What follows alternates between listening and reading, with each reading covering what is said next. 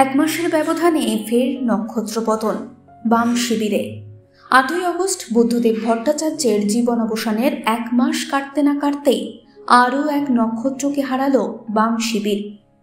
প্রয়াত সিপিএমের সাধারণ সম্পাদক সীতারাম ইয়েচুরি। বয়স হয়েছিল 72 বছর। প্রাক্তন রাজ্যসভার সাংসদ সীতারাম ইয়েচুরি গত কয়েকদিন ধরেই অসুস্থ ছিলেন।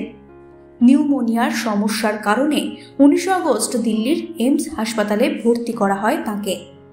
দিন দুয়েক আগেই অবস্থার বেশ খানিকটা অবনতি হয়।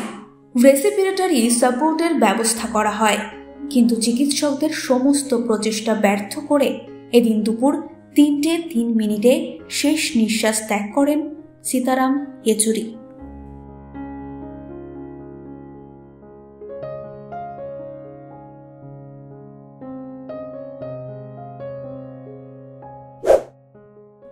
বঙ্গবন্ধু সীতারাম ইয়েচুরি। বাংলার সঙ্গে রয়েছে সীতারামের নিবিড় সম্পর্ক। বাংলার নেতাদের সঙ্গেও তার সম্পর্ক ছিল কাছের। 2005 সালে বাংলা থেকেই রাজ্যসভার সদস্য নির্বাচিত হন সীতারাম ইয়েচুরি। 2017 সাল পর্যন্ত রাজ্যসভার সাংসদ ছিলেন তিনি।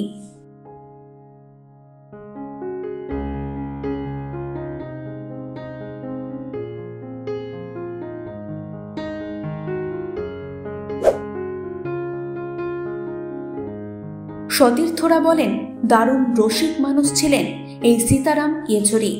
মজা করে বলতেন, আমি একমাত্র যার নামে পাশাপাশি সীতা এবং রাম আছেন। 1952 সালের 12ই অগস্ট সীতারামের জন্ম হয় চেন্নাইয়ে। বাবা সর্বেশ্বরা ইয়েচুরি ছিলেন ইঞ্জিনিয়ার, মা ছিলেন উচ্চপদস্থ সরকারি কর্মী। দারুণ মেধাবী পড়ুয়া ছিলেন তিনি।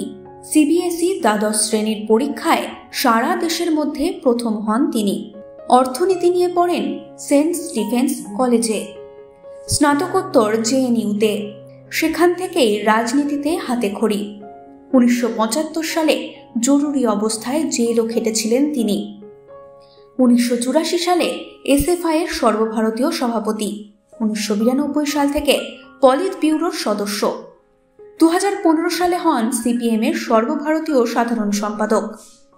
ইংরেজি, হিন্দি, তেলেগু সহ 7 ভাষায় ছিলেন পারদর্শী। সরগরজ ছিলেন বাংলাতেও।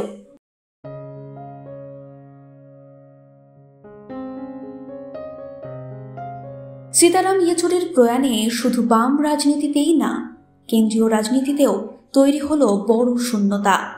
ইতিমধ্যেই তার প্রয়াণে শোক জ্ঞাপন করেছেন রাহুল গান্ধী থেকে মমতা বন্দ্যোপাধ্যায় ও অভিষেক বন্দ্যোপাধ্যায় সহ একাধিক নেতা নেত্রীরা।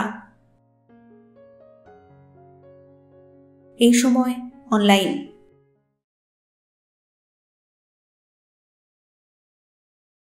ফলো করুন এইসময়.com। আপডেটেড ভিডিও স্টোরির জন্য সাবস্ক্রাইব করুন আমাদের ইউটিউব চ্যানেল।